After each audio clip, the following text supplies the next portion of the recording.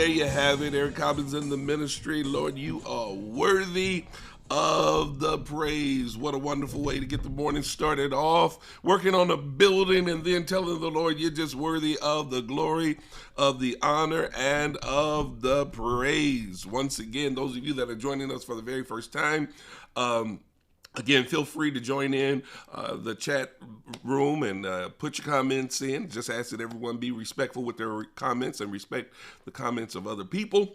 But we're delighted to have you join us.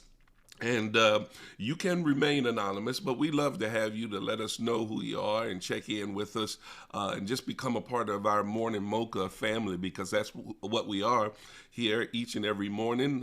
When we have the opportunity to share, we just come together as a family and enjoy one another via live stream. You know, that's the beauty of technology nowadays. We can come together electronically and still have the type of fellowship that believers can enjoy and can appreciate. Good morning, little sis, Andrea Blesso. I praise God for that. I know it's been a while since we've been on, but I tell you that First Lady and I were able to get some much needed rest. Sometimes you don't know how tired you are until you just stop, slow down, and take a little time to yourself, and that's what we were able to do. And let me say again to all of you that have been sending us congratulatory messages and well wishes concerning our 25th year wedding anniversary, thank all of you. Let me say for the record, I think you all know this without a shadow of a doubt, because I talk about it all the time, and it is really real. I am in love with that lady that God has given me. After 25 years, I am just as much in love with her as the first day that I fell in love with her. And I thank God for my wife, Lady Ann Cobbins. We thank God for the past 25 years. And let me tell y'all something. I'm a decree and declare this publicly. For 25 years, I've been doing everything I can to spoil her as much as I can. And I think I've done a pretty good job spoiling her, and I've enjoyed every minute of it. And I just pray, and I think I can say this confidently. I think she's appreciated all of the spoiling and the doting that I've done with regards to her. I just mentioned that because I know some of you are in marriage relationships. For those of you that are married, I just want to encourage you to keep the fire and the passion going. You know, keep your love, maintain your love for one another. God bless you, Deacon Will Parker Jr. Yeah, maintain your love for one another. Do all that you can to stay in love with one another. And believe you me, it takes work. It takes work. And I'm not saying that in a negative sense. I'm saying that it takes work in that you can't allow yourself to become complacent with regards to who you are to one another and the vows that you've made to one another, and keeping in mind everything that brought you together as a couple in the first place. I think sometimes what happens with a lot of couples is they go from being friends and being lovers, if you allow me to use that term, to being business associates who just live under the same roof. Well, how are they business associates? They're taking care of whatever business that needs to be taken care of concerning the household. Well, we'll just make sure all the bills get paid. We'll just make sure that we got something to eat in the house and this, that, and the other. But they stop enjoying one another, you know, and that's not a good thing. When you stop enjoying one another, then yeah, your relationship, your marriage is going to it risks falling on the rocks, if you will. I do all that I can to keep First Lady laughing. I try to make her laugh as much as I can. Y'all, I'm telling y'all, with as serious as I may be at times while I'm preaching, and even on this platform here, I keep a lot of laughter in our home and in our relationship. I try to make sure, I don't care what the situation may be, I try to make the atmosphere very light among us. You know, I'm a person that plays with words a whole lot, and I take words and I twist words around and I use them in different ways that don't mean what they're supposed to mean, but they are relative to what's being said. I mean, it's just to make a little humor. I do that all the time, and I keep her laughing with that. She never knows what's going to come out of my mouth at any given time, just to put a smile on her face and keep her laughing. Remember that whatever you do, keep laughter. Don't take yourselves too seriously. Be able to laugh at one another and be able to laugh with one another. Do that. Absolutely. And I'm telling you, if you do that, you'll keep your marriage relationship very, very, very fresh. So, again, thank you all. Thank you all. Thank you, First Lady, for 25 wonderful years. And we're looking forward to another 25. We just started working on the next 25 years. And by the help of the Lord, we're going to make it if He allows us to be around that long. By the help of the Lord, one day we hope to be celebrating 50 years of wedded bliss. How about that? You always got to keep a positive mind, keep a positive attitude. Thank you, little sis. Little sis says, don't sweat the small stuff. I agree with that wholeheartedly, because sometimes we allow small things to blow up and bloom into major things, and we blow things totally out of proportion, and we find ourselves wanting to abandon a good relationship simply because we've allowed small things to get out of order, to get out of whack. Never stop appreciating one another. Every now and then you got to go back to doing some of those things you did when you first got together. What's old can become new again, depending on your approach and your attitude and how you do it and your spirit by which you are doing certain things. I want to encourage you to date every now and then. Make sure you have date nights and time that you spend together and everything. And it doesn't have to be a set time all the time, but you can be a little sporadic with that thing. Maybe this week your date night is on Friday night, but next week it's going to be on Wednesday night or whatever the case may be. If First Lady mentions to me, I want some ice cream. Next thing I'm doing is I'm trying to load up. Let's get in the car. Let's go get some ice cream. It's time to go get some ice cream. I don't care what time of night it is. And even if I don't necessarily have a taste for some ice cream at the time, I go with her and I get some ice cream too, and wind up saying, hey, I think I had more of a taste for it than what I thought. But the beauty of it is sometimes we get our little ice cream and we just sit there in my truck and we eat our little ice cream and we talk about things and we go on about our business. Little things like that, they mean a whole lot. You'd be surprised. Just that time of being in one another's presence and enjoying one another's presence is so, so, so very important. And then don't forget to tell your spouse every now and then that you love them. It doesn't have to be a special occasion. Just tell them out the blue, hey, just want you to know I love you. How about that? People shouldn't have to take for granted that you love them. They should know you love them because you tell them that you love them. Especially our spouses. I think we ought to be that way with our children as well. I still have a habit of calling my children every now and then and just saying, hey, just want to let you know, love you, all right?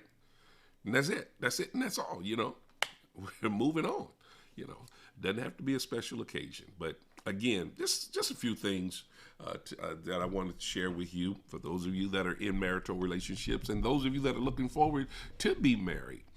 You can take these pointers and jot them down and have them in your notes so that when you are married, you'll know how to conduct yourself within the marriage. You'll know and understand what makes a marriage fruitful, what makes a marriage special, what keeps the fire, the passion, the love, and all of that going in a marriage. So God bless each and every one of you. Let me say before I move forward, once again, for those of you that are joining us for the first time, please subscribe to our YouTube channel. Hit that subscribe button and then turn on your notifications. We want you to be able to receive notifications every time we come on to share. I know some people have probably thought I went away for good since I've been gone for so long, but no, that's not going to happen. That's not going to happen. We, as I stated, we were getting some very much needed rest and relaxation, and it kind of inspired me to share with you what I'm going to share with you this morning. I want to talk about being refreshed and hitting the reset button on your life, because sometimes that's what we need to do. We need to take time to refresh and reset, because nowadays most everybody talks about how busy they are. Just busy. I'm just busy. I got so much on my plate. I'm doing this, I'm doing that. Just busy, busy, busy, busy, busy. And for some of us, life never seems to slow down. Just going all the time. Most of us are constantly going from one thing to another, from one thing to the next. Just busy, busy, busy. And you know what? There are times we get so caught up in our busyness that we lose track of time. We do. We lose track of time. And I think over this past year in particular, as we've gone through this pandemic situation, a lot of us lose track of time more than we have in the past, simply because we've stayed isolated in our homes or in our places for so long that sometimes we have to check to see what day it is. Yeah, we're caught up in doing things even in our homes. Some of us have become more busy in our homes than we were when we were working outside of our homes. And we lose track of time. We lose track of what day it is, and we're just going, going, going. I fell into that rut. Do you all realize that this break that First Lady and I took, it was the first time that we have even now been anywhere out of the city since the pandemic started.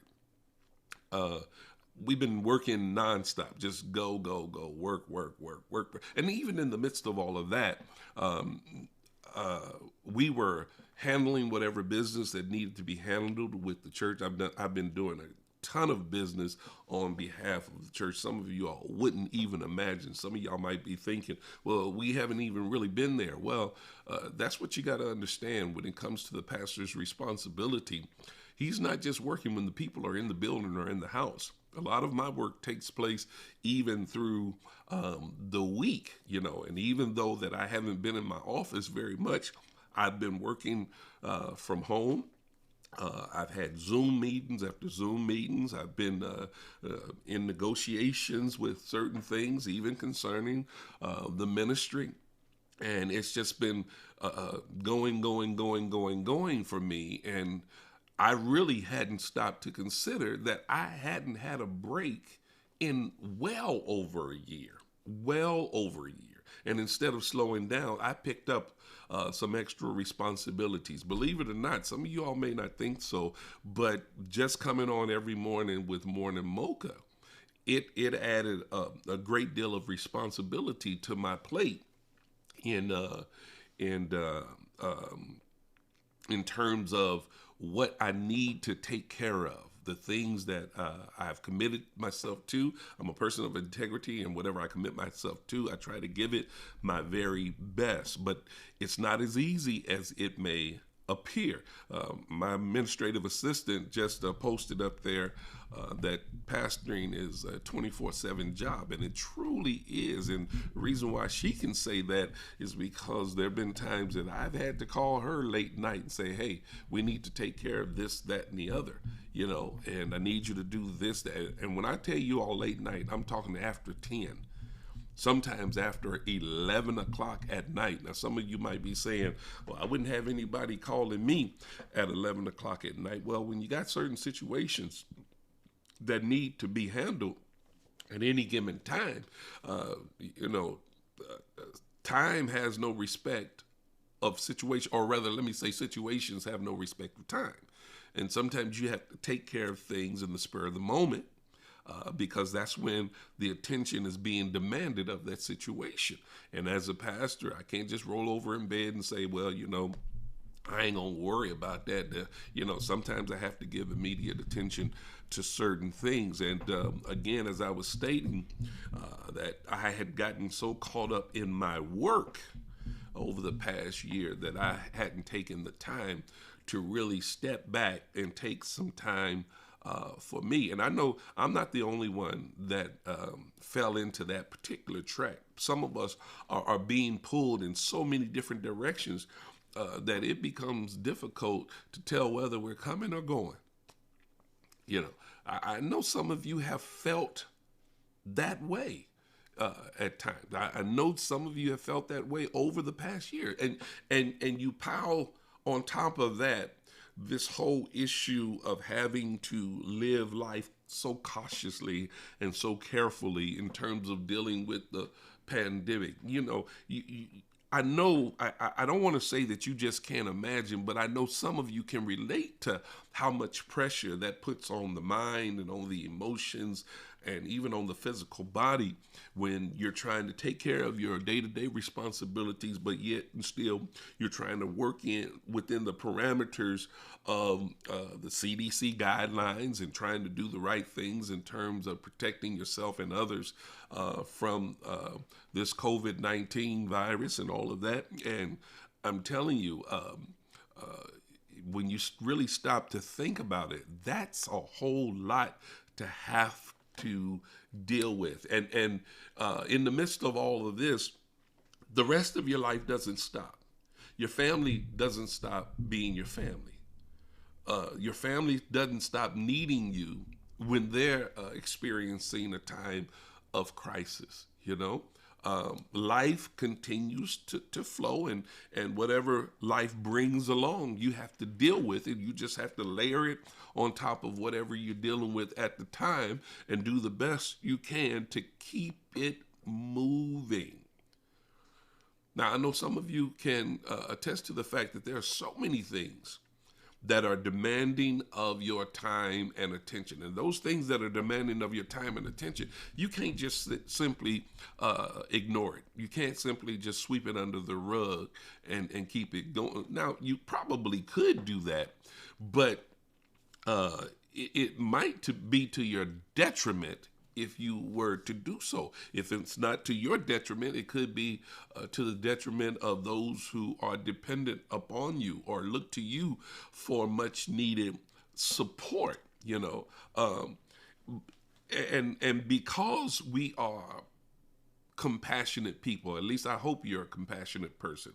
If you are a compassionate person, you just can't find it in your heart to ignore some things, regardless as to where you may be at any given or particular time.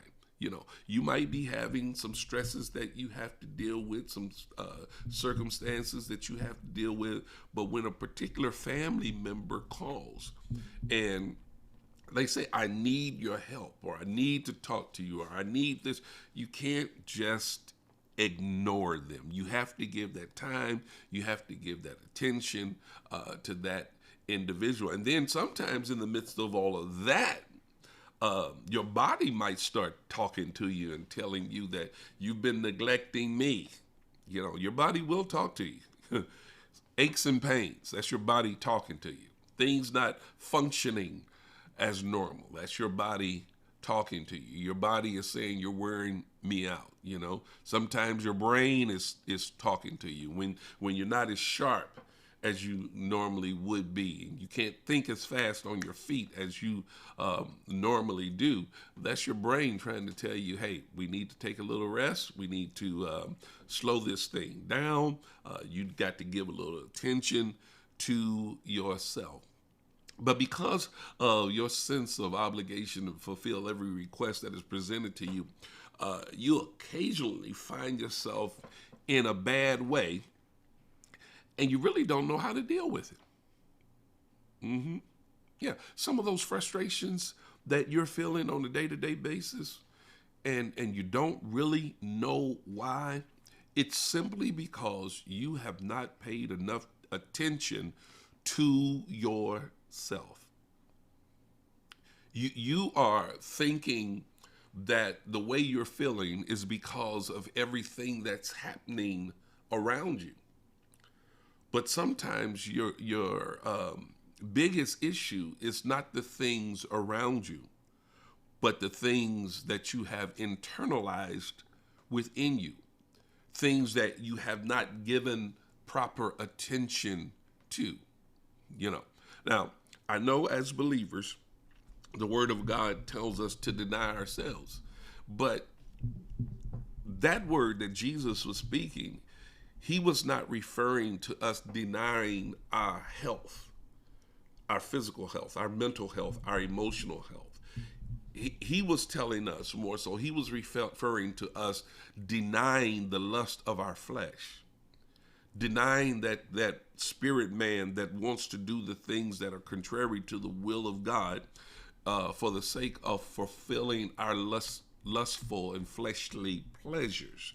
That's what he was referring to. But he was not referring to us just ignoring ourselves. As a matter of fact, I believe that the Word of God supports us doing all that we can to take care of our bodies, to take care of our minds, to take care of our spirits, so that we can live healthy, long lives.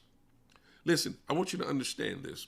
The healthier you are mentally and emotionally and physically, the more likely you are to be successful in doing the things that you attempt to do. Why? You're able to function properly. You're able to function efficiently. But when you find yourself so caught up in doing so many things and taking care of so many responsibilities that you get to the point of neglecting yourself, you're going to find yourself in a very bad way.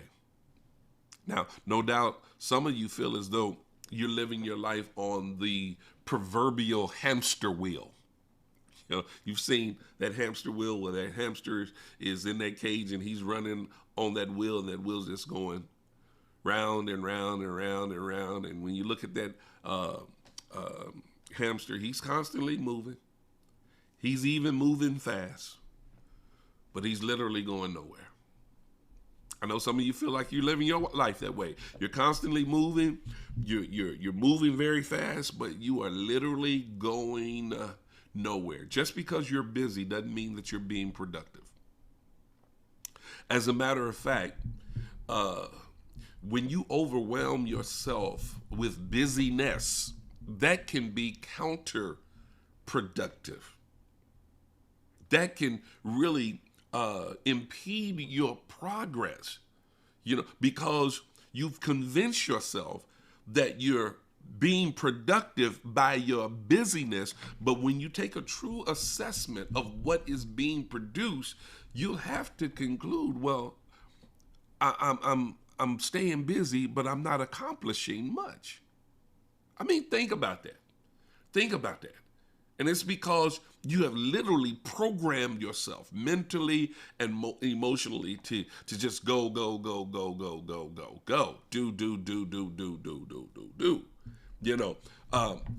And I'm speaking to you from a position of experience.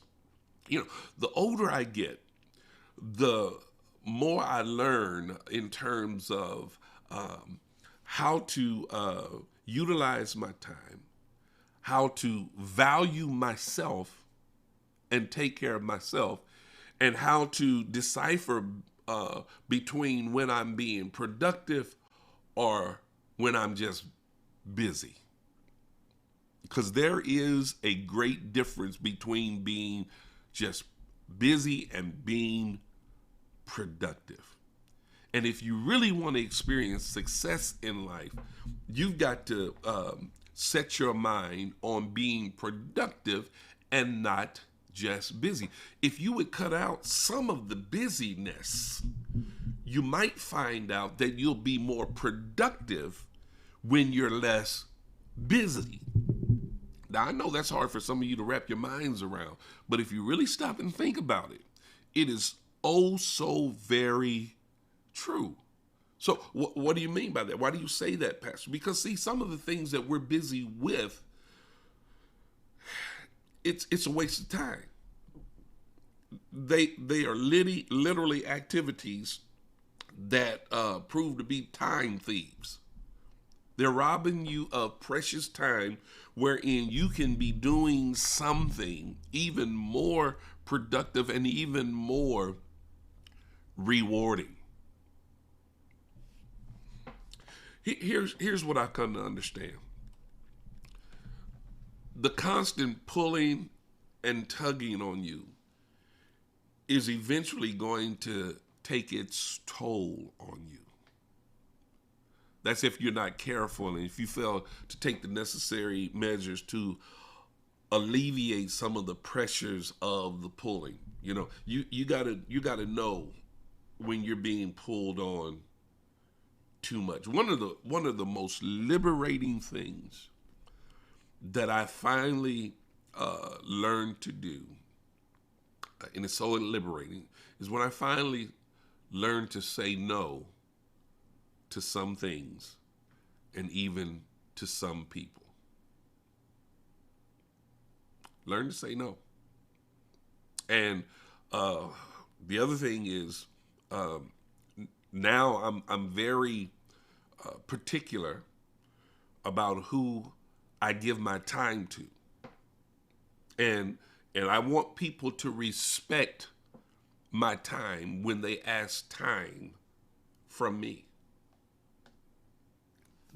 Don't take that as having a spirit of arrogance, but just take it as me having moved into a place where I've gained greater wisdom in terms of how I allocate my time. Because wherever I allocate my time, I'm going to have to expend my energies.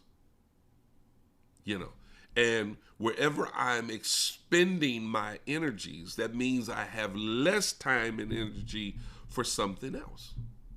So I want to use my time and energies for the things that take priority in life, things that are most important to me. And here's another thing that I've come to understand is that you can't allow other people to determine what's most important to you and what's most important for you. I hope I have some pastors that have tuned in and are just listening anonymously. But let me say to the pastors, don't get caught in this trap where you feel as though you're obligated to allow other people, members of your congregation, to literally dictate your life.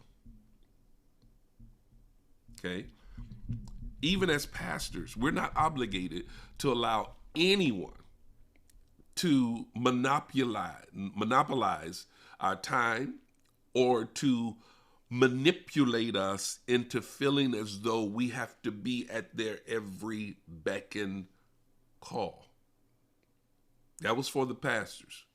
Because again, we as pastors, we can get caught up into thinking that we're not serving our congregation unless we're jumping to everyone's call and giving attention to every little thing that someone is asking us to do, because you all would be surprised. You all would be surprised at some of the requests that First Lady and I get. We've been sent invitations and people want us to come to a 1-year-old, 2-year-old's birthday party. Really? Come on now. Well, Pastor, we would love to see you there. Yeah. And there was a time when I would say, okay, we're going to try to make it there and everything. But now I'm a little bit more mature. And I have to say, well, that one would be no, happy birthday to the baby, who won't even know they're having a birthday party, will never remember that they had the birthday party, even at 1 year old. Let's be honest. Those kind of birthday parties are for the adults. They're not for the children. And I'm not knocking you. You should celebrate your children's birthday every year.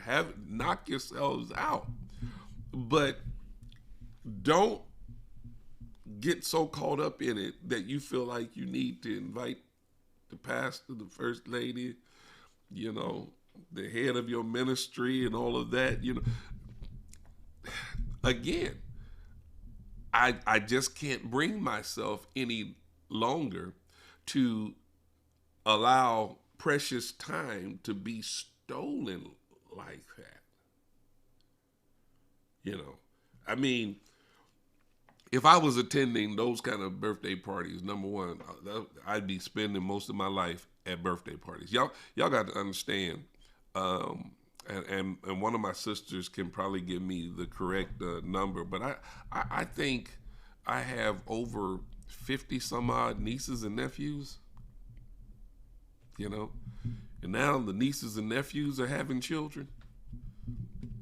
Can you imagine if we were attending every little birthday party that just my family alone, we'd be going to birthday parties year round. No, I'm just trying to show you how we can get so caught up in trivial things, and we can begin to waste time with trivial things. And that creates pressure. Because some people try to make you think or make you feel as though if you don't attend my event, then you must not love me. And believe it or not, some people will even leave ministries. Well, he didn't come to my this, that, and the other. They didn't show up at this, that, or the other. And you're not considering the fact that we have families as well. But I didn't mean to get all off into that. But I'm just trying to show you how we can allow so much time to get by us simply because we're not paying attention to the things that we are actually doing. We're staying busy, but we're not productive. I think it's a wonderful thing to have a desire and the energy to serve or to minister to other people. Don't get me wrong. I think that's a beautiful thing. But at some point, it becomes even more necessary, I want you to get this, to serve and minister to yourself. You got to serve yourself sometimes. You need to minister to yourself at times. We at times have a tendency to want to blame others for our feeling burned out. It's not their fault. It's really not their fault. If you're feeling burned out, it's because you've allowed yourself to get there. We at times have a tendency to want to blame others for our feelings of frustration. These people are getting on my nerves. These people are doing this. These people are doing that. These people want this out. They expect that out of me. Even family members. They expect me to do this. They expect me to do that. Well, don't blame them. If you're going to blame anybody, if there's blame to be placed anywhere, you got to place the blame on yourself. I had to have this conversation with myself a while ago. It's not other people's fault that they are asking me or demanding of me a certain amount of time or attention. It's not their fault. It's only my fault when I allow them to pull unnecessarily upon me. Now, don't take that and run away with it and think that I'm an insensitive person or I don't have compassion for people. I do. I'm probably one of the most compassionate people on the planet. I'm very compassionate toward people. But again, as I mature, I've learned to prioritize things. I learned how to differentiate between what's really necessary or needed and what's just trivial. And you would do well to do the very same thing. And you can apply this to every area of your life. Sometimes you need to just stop and ask yourself, is this necessary? Is this necessary for me to do this? Is this necessary for me to participate in this, that, or the other? What good will it serve? if I'm participating in this, that, or the other, or I'm spending my time and energies doing all of these trivial things? What good will it serve? Or what harm will it do if I decide I'd rather not? I choose not to participate in this, that, or the other. Now, some of you would take that and use it in terms of making an excuse for not being involved in ministry.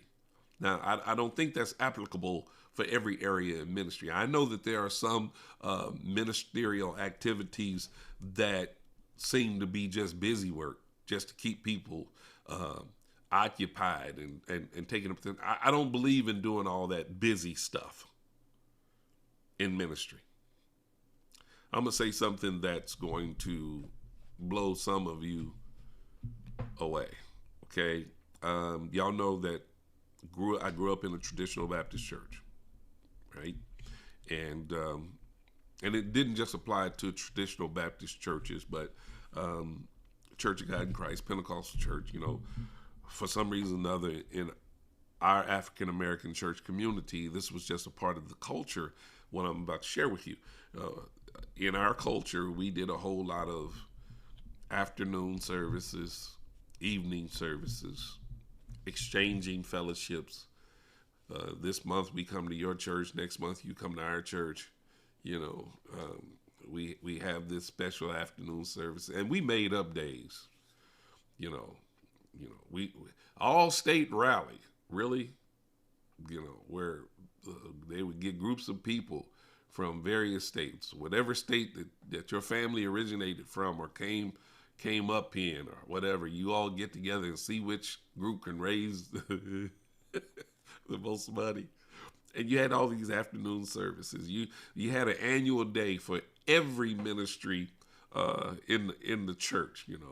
Today is the annual ushers day. Today is the annual greeters day. Today is the annual deacon and deaconess day. Today is annual choir day. Everybody had an anniversary, and all we were doing the whole time was just exchanging money. We come over to your church and leave a little bit of an offering. You come to our church and you leave a little bit of an offering. And man, I'm telling you, we knew every Sunday what our church schedule was going to be like. Just go, go, go, go, go. Now, some of y'all laughing because y'all laughing at those of us who were very active in attending all of those afternoon services. Some of y'all that are laughing say, that's the reason why I stayed at home. Well, God bless you. I guess you caught on a lot quicker than everybody else. But I want you to think about this.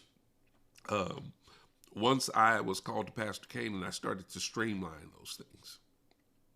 I started to prioritize things. The Spirit of the Lord gave me the wisdom to how to streamline it, how to prioritize it.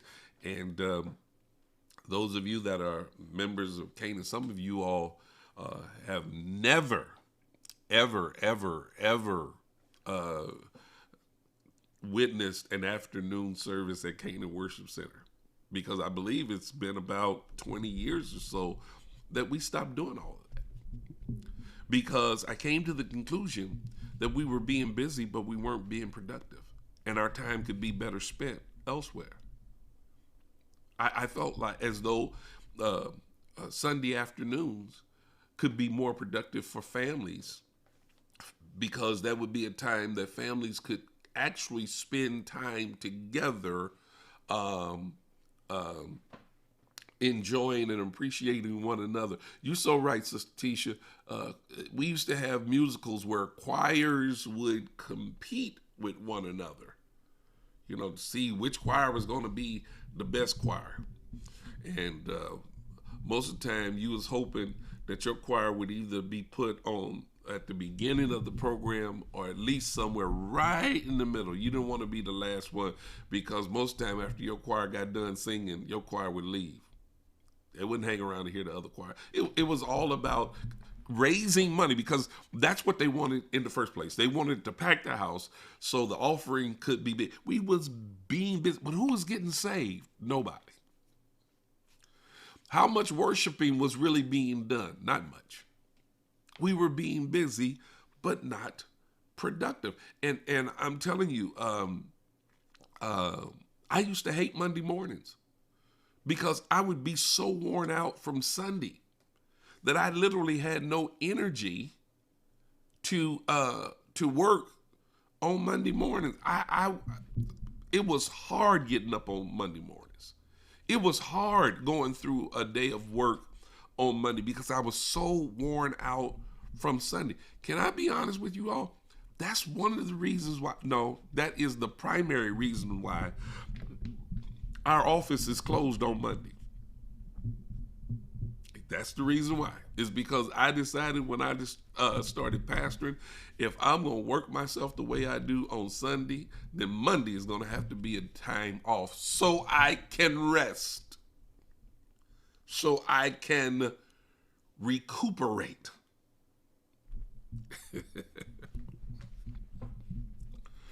You know, I mean, just think about it. And we were doing all of this in the name of Jesus, in the name of ministry and all of that, but it just was not productive. And so when I made that decision to not have the office open on Mondays, because I was in a position where I could do this, it was for the sake of me being able to recover myself. When I made the decision, one of the rules of thumb that I had coming in to Canaan, I decided, okay, I didn't want to just totally dismantle the traditions that Canaan had at the time when I stepped into leadership, but I did make this one adjustment. I told them this. I said, if we have afternoon service, we will not have night service. But if we didn't have afternoon service, then we'll have the night service. But then I put a time limit on the night service. The night service was going to only be so long. And I think most of the time we would be out of our evening service by 8:30, because I wanted people to be able to get home, get refreshed so they can feel refreshed for the next day. Sometimes you have to use wisdom like that. We can't allow ourselves to be so caught up in our church activities that we start to become burnt out from our busyness and our lack of production. And I hope there's some pastors that's listening to me right now who will take this bit of wisdom and come to the conclusion that God doesn't require that we just be in the house all the time. I believe, as I was stating earlier, that for me, I felt it was more productive for families to have some time to spend together before starting another work week, starting another school week. We didn't give enough consideration at the time to the fact that a lot of people was working 5-6 days a week, and they really didn't have any time to spend just dealing with or ministering to one another as a family. And again, I tell you all the time that family is oh so very important to me. As a matter of fact, family ought to be your first ministry. Okay? And so, now, again, I'm not suggesting that you just totally remove your family from ministry activities, because that's not right as well. Because if you have time and energy for other activities, then I think it's just as important that you preserve some time and energy for the sake of serving in ministry and for the sake of having time of fellowship among your Christian brothers and sisters. Because when we take the time to fellowship with one another, we are thereby taking the time to build one another up. We are literally building one another up through fellowship. I want you to understand, let me go back to this thing of misplacing the blame for the frustrations of your life, you're feeling burnout. Let me just address that a little further. I want you to understand that you are the number one person responsible for your mental, emotional, and physical well-being. Don't blame that on anybody else. Don't put that on anybody else. I've come to realize that I am the number one responsible person for my mental, emotional, and physical well-being. The only person that can assure that you're going to get right, that you're going to be right, and that you're going to stay right is you. You are the only person who can totally assure that that's going to happen. No one can take better care of you than you. I want you all to hear this wisdom because, listen, again, I can't stress enough how I am a person who was entrenched in ministry and I was wearing myself out doing ministry. My wife and I, we were having a conversation last night with a couple, and we were sharing with them how early on in our marriage, I was so entrenched in being the pastor and doing ministry that First Lady and I, we never took vacations. I think for the first probably 10 years of our marriage, we really never went on a real vacation. Yeah, we were traveling all the time, but we were at conventions, conferences, things of that nature. We were always going somewhere to learn how to do something better in terms of ministry. Yes, we would be gone weeks at a time, but it wasn't vacation. We were working. And while we were working, we just so happened to be able to see other parts of the country, But it wasn't vacation. I wasn't taking vacation because I was so entrenched in our ministry. And really, to be honest with you all, when we did call ourselves trying to get away for a little vacation, when I did start learning to take somewhat of a vacation, I still didn't get it right. Why not? Because I had that cell phone. And every day that I was out of the office, I would call into the office, check in. Hey, is everything good? My staff, they at times would call me and I'd answer the phone. And she'd go, there go that phone again. And I'm like, this is the office. I got to answer the office. We supposed to be on vacation. And I'm answering the office because I'm thinking, okay, I'm the pastor, and if I don't answer the office and see what's going on, if something happens, the whole church is going to fall apart because I didn't pick up this phone and answer the phone. And I would see the look on my wife's face. And, once I learned better, I didn't come to blame her one bit. At first, I kind of get in my feelings because I'm like, she know I'm a pastor. I'm doing the Lord's work. She need to understand and put a smile on her face. Well, the thing about it is, I wasn't looking at that thing the way I should have been because while I was trying to minister to everybody else, I was failing to minister to her. And she would get an attitude, and rightfully so, while on vacation. We supposed to be on vacation because I'm still working. I had to change that. I had to decide that it's more important for me to be able to take time and give my full time and attention to my wife, even more so than I did to the church. And because I wasn't doing that at that particular time, it created a lot of stress in my life.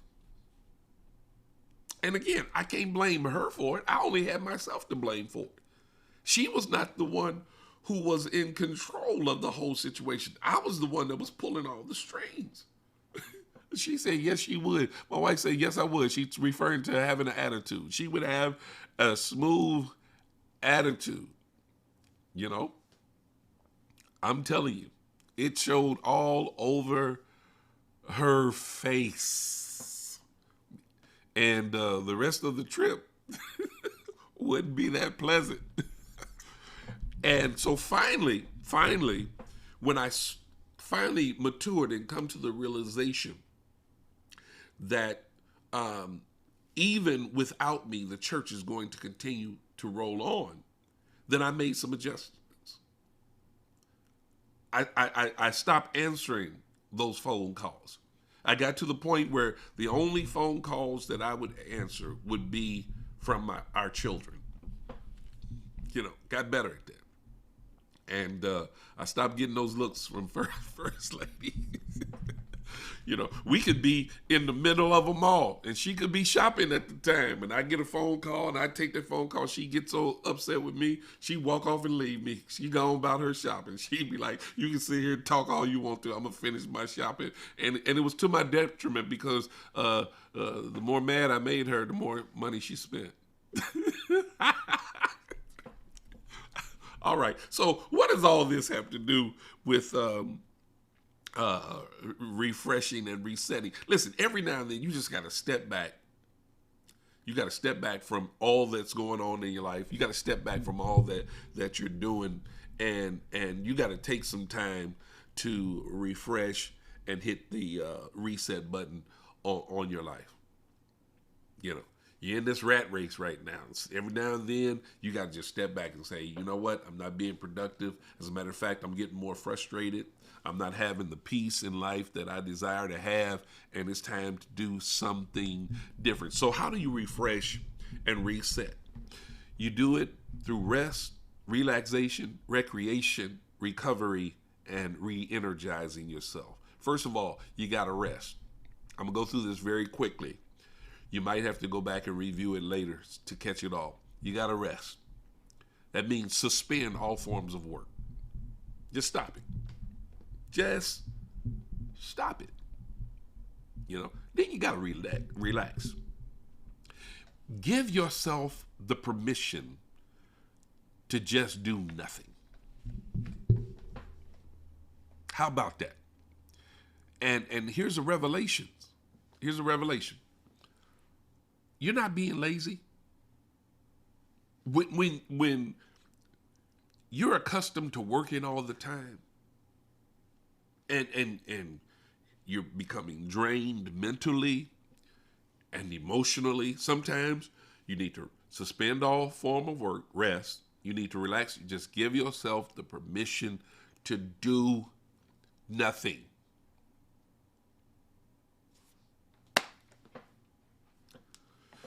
Yeah. Suspend all work. Then you need to recreate or have recreation. Take the time to do some fun things that you enjoy. Some of y'all are so spiritual that you don't even know how to have fun anymore. And that's why you're frustrated. That's some of the reason why you're having some of the physical ailments that you have. You're just so uptight. You have no sense of recreation. I don't do that. I don't do this. I don't do that. Do something, man. Have some fun. Have fun. Listen, I have fun all the time. And in having fun, I'm staying as saved as I want to be. Because I don't have to step outside of the standards of God to have fun and enjoy my life. There is such a thing called wholesome fun. Some of y'all need to learn how to have some wholesome fun. And if you don't know how to do it, find somebody that can teach you how to have some wholesome fun. Again, some of y'all might, I know people over the years have looked at me and looked at my preaching demeanor and, how I carry myself as a pastor. And they probably think, oh, he probably has a dull, boring life. No. As I've shared with you all earlier and previously, you get around me, you're going to have to be open to laughing. I laugh a lot. I like people who know how to laugh. And if ain't nothing funny going on, I'm going to make something funny happen because I just enjoy laughing. I enjoy life. You don't have to get ungodly. You don't have to get. I told you all, I get fully entertained by watching my grandchildren sometimes because kids are funny. Kids are hilarious at times. Learn how to have some fun. Do some recreational things. My little sister just posted up, nothing but laughter around the bishop. And she's probably been laughing at me longer than anybody because, you know, we went to high school together. We're close, very close in age, and went to school together and everything. And I used to entertain her every morning. Me and the radio. You know, I'd be pantomiming to the songs and, you know, lip syncing and all of that kind of stuff. And she would laugh the whole time. And the difference is that I would be ready to go to school when I was entertaining her, and she'd be slowing around and not being ready on time. And she would get in trouble with mama because mama thought that she was wasting time when I was the one that was entertaining her, you know, having a good time. Learn to laugh. Learn to have fun. Then recover. Give your brain a break. Stop thinking about what you have to do next. I feel so good this morning because I gave my brain a break over the past 10, 12 days, however long it was. Gave my brain a break. Stop thinking about what I had to do next. You know what I had to do next? Nothing. You know what I was doing next? Nothing. And was having a ball doing it. Doing what? Nothing. And then the last thing you need to do is re-energize. Rediscover the passion for life and your purpose for life, and return to doing what you do best. Return to doing that which you have a passion for. Return to being productive. You ought to be more productive once you've had that time to refresh and hit that reset button. I hit the reset button. I feel refreshed. I'm ready to do some things, you know. I'm ready to go at some other things. Why? Because I've had the time. I've had the downtime to refresh myself, to hit that reset button, to even now rediscover some passions that had become dormant within me. I reignited some fires. Sometimes you have to do that. Now, upon returning to your obligations and your set responsibilities, go at it with a different mindset. Now, what's my mindset now? First of all, here's what I decided while I was refreshing and resetting. Here's what I decided, which is most important. First of all, I'm not going that long anymore without having that kind of time off. So y'all might as well get used to it. This brother's going to be taking more breaks every now and then because I see the benefit in taking time off. I believe that when you take the time to refresh and hit that reset button, you can come back a better you. You can be more productive. You can get more accomplished. You start trimming the fat when it comes to what's busy work and what's productive work. And you'll find yourself accomplishing more and feeling a greater sense of reward. I mean, think about that. Once you get back into the swing of things, be determined not to fall back into the rut you just came out of. Be aware of any warning signs signaling that you need another break. Sometimes the warning signs are blaring. Step back, get away, take a break. And then you got this thing over here saying, you need to work, you need to work, you need to work, you need to work, Listen to the warning signs. Listen to those signals. Pay attention to those signals that's telling you that you need a break. My signal used to be more external, than it did internal. What do I mean by that? My signal literally used to be First Lady, you know, and the way she would send the signal would be like this: if you don't get me out of here, if you don't get me away from here, I'm gonna lose it. Okay, and y'all remember that show Lost in Space, where the robot on there, anytime that there was trouble, the robot start flapping his arms and saying, "Danger, Will Robinson, danger." Well, when First Lady does that, the signals go off. Danger, Bishop, danger. Don't want that. But I don't need that anymore. I've got internal signals now that tells me when I need to step back, when I need to get refreshed, when I need some rest, when I need some recreation.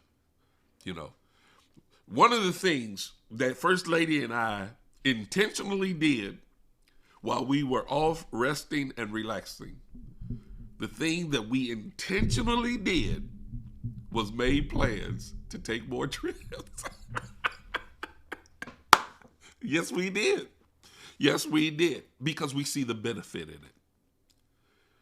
We think that we can be a lot better for one another. We can be a lot better for the people we serve when we know or take the time to refresh and hit reset. I want you all to think about this, and I'm going to close this out here. But I want you to think about this, and you can tweet this if you like. Just give me the credit for telling you this. Neither work or rest are bad four-letter words. I'll say it again. Neither work nor rest are bad four-letter words. It's good to work. We're supposed to work. But then we're supposed to rest as well. You need rest. You need relaxation. You need recreation, so that you can continue to enjoy what you do. Well, that's it for today. I'm done. I hope it's been a blessing to you. I look forward to sharing with you tomorrow. Thank all of you. God bless you. Y'all take this to heart, what I've said to you today. Your life would be so much more enriched if you take to heart what I've shared with you today. I had to learn the hard way, but praise God, I can share with you, and hopefully you'll learn the easy way. You know, you'll learn from these words that I believe to be words of wisdom that I've just shared with you, and you'll begin to enjoy your life. Again, before we leave you today, I want to remind you to please, if you have not subscribed to the channel, subscribe to the channel, hit the notifications button, make sure your notifications are turned on so that you might get the notifications every time we come on. God bless all of you. Thank you so much. I look forward to you to sharing with you again tomorrow morning. For those that may have been missing on today, who think that I'm still out, y'all pass the word. Say he's back. He's back, and he's back in the driver's seat, and looking forward to sharing with you in the days ahead. God bless you, and as I always tell you, have a blessed and wonderful